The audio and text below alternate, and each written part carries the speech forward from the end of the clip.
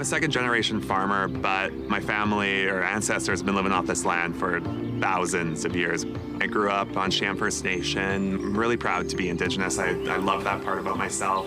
Living in Chilliwack. Well, you are looking at one of the farmers looking for love on CTV's second season of Farming for Love. And Farmer Kirkland is hoping to find a forever cowboy of his own. Joining us now, is he or is he not still a bachelor? We don't know yet because he's not going to tell us, but Farmer Kirkland is here. Thank you for coming in. It's so great to see you.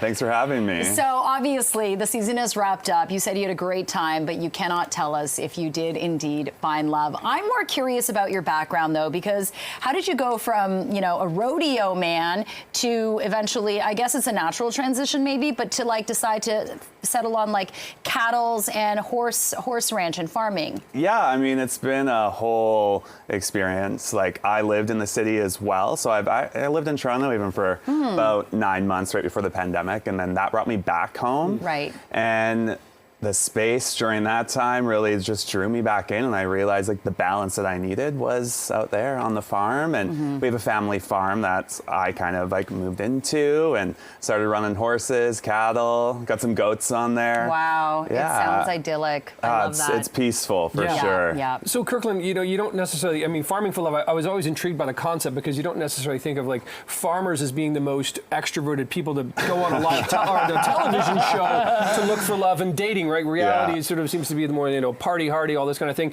What was it like for you to take that leap to say, hey, you know what, I'm going to try my luck at this on a television show and people are going to watch the experience unfold? Well, just the franchise as a whole, it really intrigued me because, especially being a gay man, I saw what it was. It comes from a show, Farmer Wants a Wife, and now we're farming for love here. And so I knew I was going to be a fish out of water with it too. And it kind of just intrigued me that I was like, oh, you're going for something new and fresh, and we haven't seen gays on TV dating almost at all. Yeah. So for me to get to do it was, I don't know, it meant a lot. And the farmers on our season are definitely all big personalities, and I don't know, they can handle their own. Yeah. I don't know. It kind of looks like a dream come true scenario to be on. So for people who haven't watched the show, what are some of the activities that you were, you know, asked to participate in, and what was the most challenging one for you? Yeah, I would say, I mean, we get the daters doing chores every episode. So they all move to each farmer's farm. Yeah. So I've got 5 guys that move to my farm, and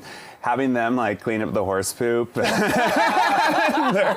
couldn't help. Every one of them, they did it twice. They're hucking it at each other. So that was a lot of fun. I would say definitely the hardest part is just balancing the emotions of 5 different gay men that are with no Wi-Fi out in the country. No Wi-Fi. Let alone that, the dating, it was, you know, you realize little things you say can go a long way in those situations, and people will take things personally or this or that. And So the season's about to kick off, Kirkland. I'm curious as to whether or not you've seen any of the episodes or enough of the episodes to get a sense of how you sort of end up being portrayed, because we've talked to reality TV characters before who feel like, oh, I'm not the bad guy or I'm not the evil character, but it's strange the portrayal. What have you seen, and what's your take so far? Yeah, I feel it's pretty authentic. It's pretty good. Obviously, a lot gets cut out, so you don't see everything. But I'm pretty happy with everything so far. We're about episode 5 tonight.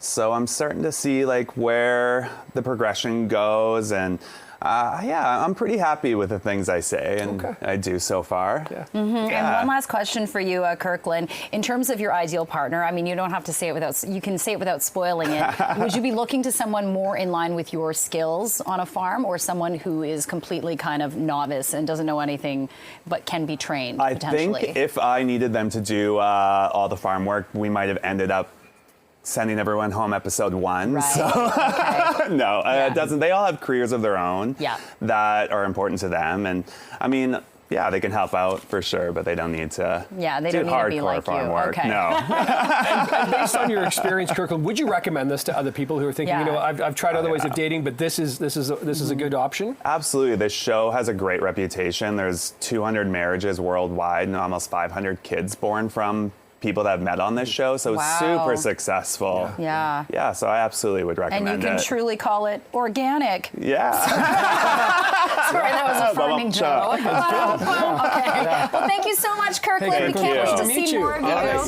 yeah. and learn about your journey on the show. So exciting. Thank you so much.